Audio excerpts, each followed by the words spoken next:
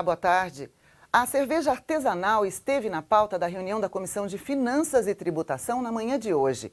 O colegiado debateu sobre uma proposta que trata sobre a comercialização do produto nos eventos realizados aqui no estado. Veja a reportagem e entenda a proposta. A Comissão de Finanças e Tributação votou um projeto que gerou divergência entre os parlamentares. A proposta determina que nos eventos realizados com recursos públicos em Santa Catarina sejam comercializados pelo menos 20% de cerveja artesanal. O responsável pela gestão do evento deve definir o espaço onde o produto será comercializado. O deputado Sargento Lima, relator da matéria, votou pela inadmissibilidade da proposta. Já a deputada Luciane Carminati apresentou um voto vista em defesa do texto. Na votação, venceu por maioria o parecer do voto vista. Nós temos cervejarias catarinenses premiadas mundialmente de várias regiões do estado e que comprovam a qualidade. Desta forma, o projeto de lei, ele nada mais faz do que obrigar nos eventos públicos que 20% da comercialização tenha visibilidade das cervejarias artesanais. A Comissão de Finanças e Tributação aprovou o projeto de lei que isenta voluntários da Justiça Eleitoral de pagarem taxas em concursos públicos. A proposta concede isenção também às pessoas que forem convocadas para votar no Tribunal do Júri em Santa Catarina. O autor do texto é o deputado Jerry Comper. É apenas um reconhecimento a essas pessoas que se dispõem nesse dia trabalhar em prol do Estado, trabalhar em prol das pessoas. Então, eu acho justo essas pessoas terem um pouquinho de valorização daquele trabalho que eles estão prestando a toda a população. Vamos contar a nossa população, mais de 7 milhões de catarinenses. E a bancada feminina da Assembleia Legislativa promoveu um bate-papo com as deputadas estaduais sobre temas ligados à luta pelos direitos das mulheres. O evento fez parte da programação do Parlamento voltada às celebrações pelo mês da mulher. A apresentação da música Rosa de Pixinguinha, que enaltece a mulher, abriu o evento realizado no plenarinho.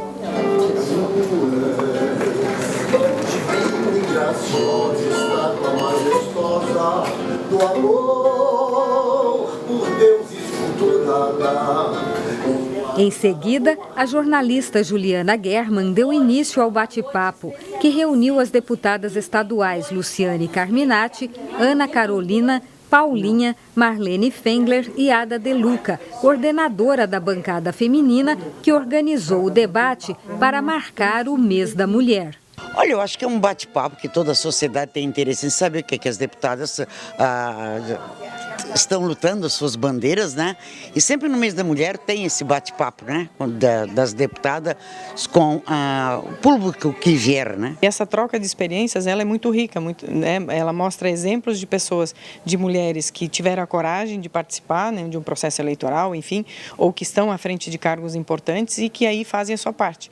As parlamentares responderam perguntas elaboradas pela bancada feminina e pela plateia presente, e também as questões enviadas pelas redes sociais ou gravadas nas ruas.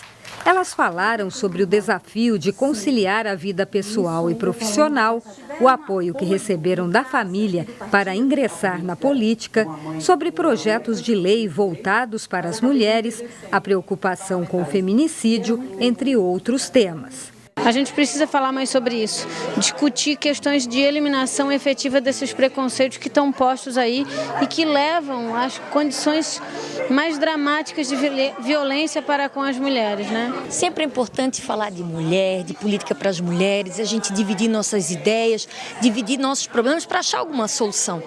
Durante o encontro, as participantes lembraram a história de luta das mulheres para conquistar o direito de participação na vida política do país. Também lamentaram que o eleitorado de Santa Catarina é composto por 51% de mulheres e que na Assembleia Legislativa elas ocupem apenas 15% das vagas. Ao mesmo tempo, comemoraram o protagonismo feminino em várias lutas na atualidade, mas destacaram que, mesmo com avanços em diversos campos, ainda falta muito para conquistar. Eu acho que as mulheres podem muito mais, acho que os partidos ainda são muito conservadores nisso, falam que querem as mulheres, mas não é bem assim na prática. A legislação eleitoral, ela não é estimuladora. Acho que as mulheres ainda não conseguem lidar com os afazeres da casa, dos filhos e compartilhar isso com o companheiro, e muitos homens não têm essa compreensão, então eu acho que há muito que avançar. Um projeto muito importante aprovado em plenário transforma em lei uma prática já comum em alguns hospitais do estado. Foi aprovado em plenário o projeto de lei do deputado Luiz Fernando Vampiro, que obriga as unidades da rede pública de saúde do estado a oferecerem acomodações em área separada das demais gestantes para mães de bebês natimortos, ou seja, que nasceram sem vida após mais de 6 meses de gestação. A acomodação em separado também deverá se estender para as parturientes diagnosticadas com óbito fetal e que estejam aguardando a retirada do feto. Segundo o parlamentar, o objetivo é amenizar o sofrimento e respeitar o luto dessas mães. Nós fizemos um projeto de lei no sentido de fazer somente a separação desta, para que esta tenha respeitado esse teu momento tanto de dor e automaticamente não gerará qualquer tipo de custo nesse sentido. Somente um respeito àquele que nesse momento enlutado, que ficou 9 meses, 7 meses, 6 meses às vezes, com um bebê dentro da sua barriga e não conseguiu germinar à altura daquilo que entendia. Por isso que nós fizemos um projeto de lei no sentido de dar respeito a essas pessoas que passam por esse momento. E você vai ver a seguir, aumento do ICMS sobre agrotóxicos será tema de audiência pública aqui na Assembleia Legislativa. A gente volta em instantes.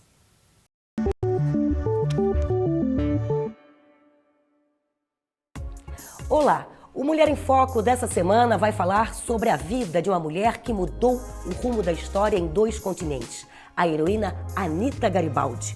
Fatos curiosos dessa lagunense que nasceu em 1821 e saiu em batalha com seu amado Giuseppe Garibaldi para defender ideais republicanos são contados por nosso convidado, o advogado, escritor e pesquisador Adílcio Cadorim. Não perca, é aqui na TVA.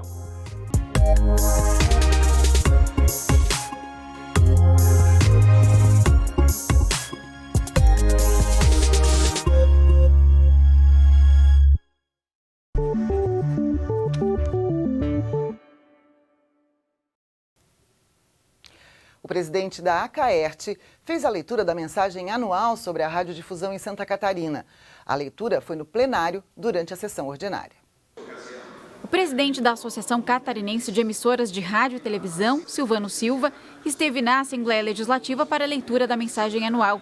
Em seu discurso, o presidente falou sobre a importância da radiodifusão em Santa Catarina.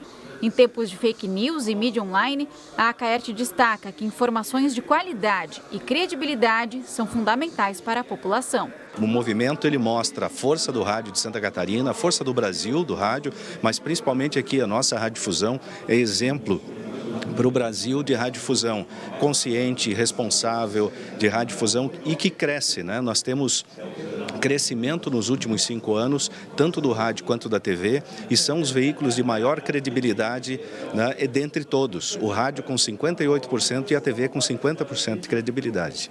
O presidente da Acaerte também falou sobre sua mensagem anual, lida pelo 2º ano consecutivo no plenário da Assembleia Legislativa.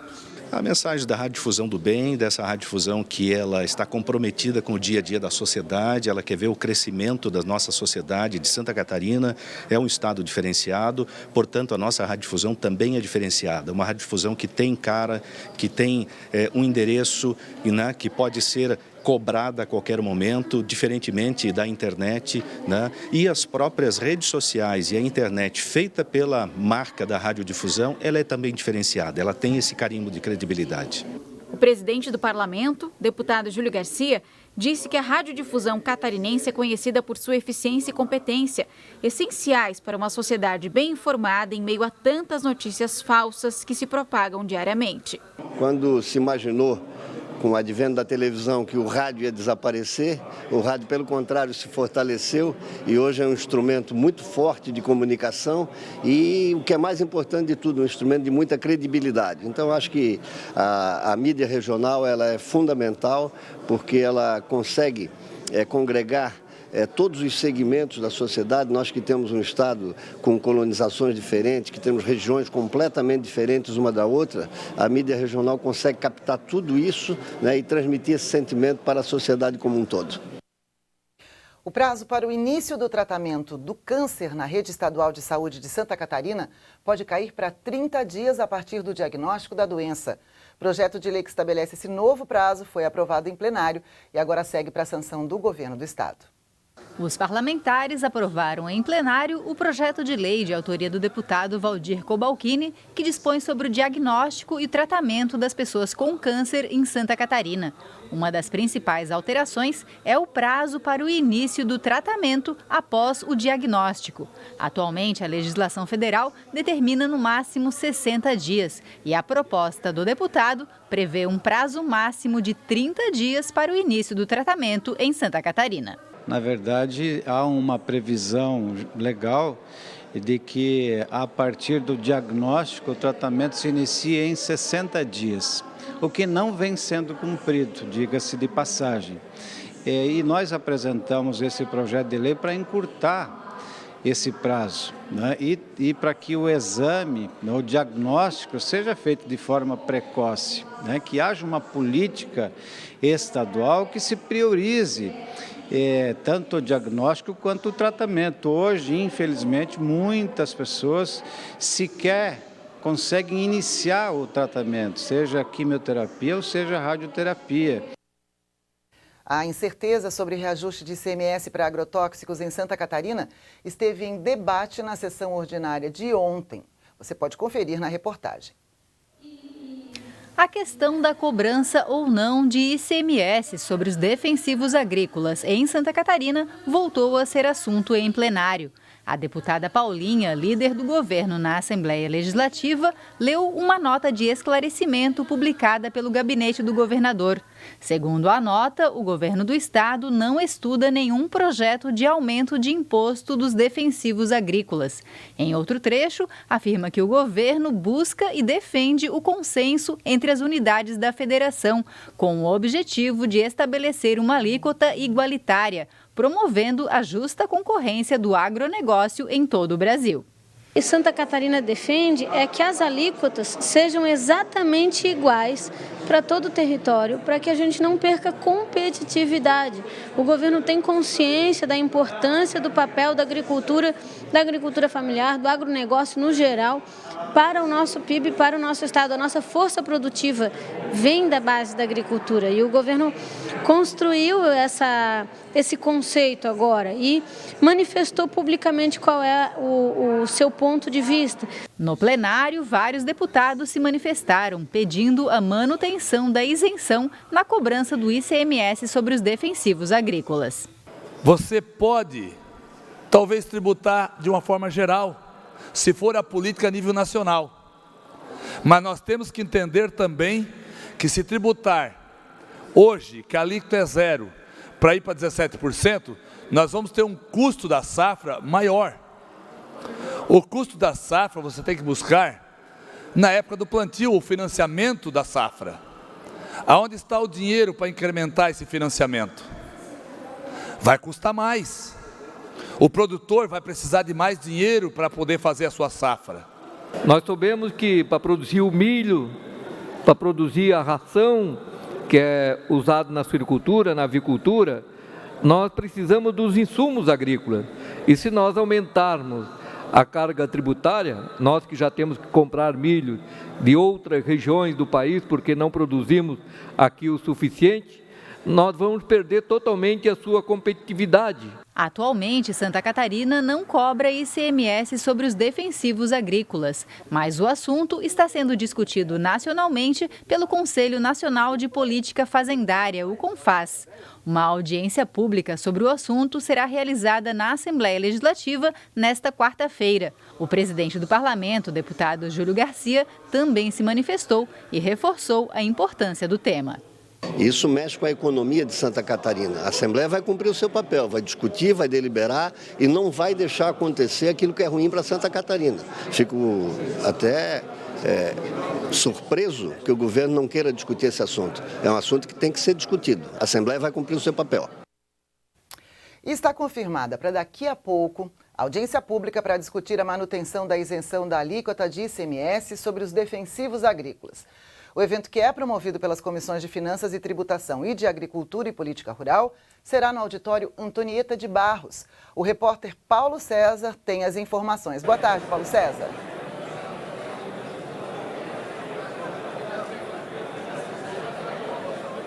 Boa tarde, Ariane. Boa tarde a todos. Olha, às 1h30 da tarde deve começar a audiência pública que vai discutir a possibilidade de retomada do ICMS para defensivos agrícolas em Santa Catarina. Desde o final da manhã, cerca de 1.500 produtores rurais, representantes de entidades de classes e também lideranças locais, políticas e administrativas estão em Florianópolis para acompanhar o debate entre parlamentares e também esses grupos já envolvidos. Aqui no auditório Antonieta de Barros, a gente percebe o volume de visitantes, de pessoas que vão participar deste momento na Assembleia Legislativa. No hall da Assembleia Legislativa também foi organizado um espaço para receber tanto os produtores rurais quanto lideranças que vão acompanhar toda a discussão com deputados estaduais. A programação é ouvir essas entidades e para depois discutir com o governo qual será o futuro da possibilidade de cobrança ou de retomada da cobrança do ICMS para agrotóxicos do Estado. Ariane. Obrigada, Paulo César, pelas informações. A tarde promete ser bastante movimentada aqui no Parlamento. E o Jornal do Parlamento termina aqui. Uma boa tarde para você.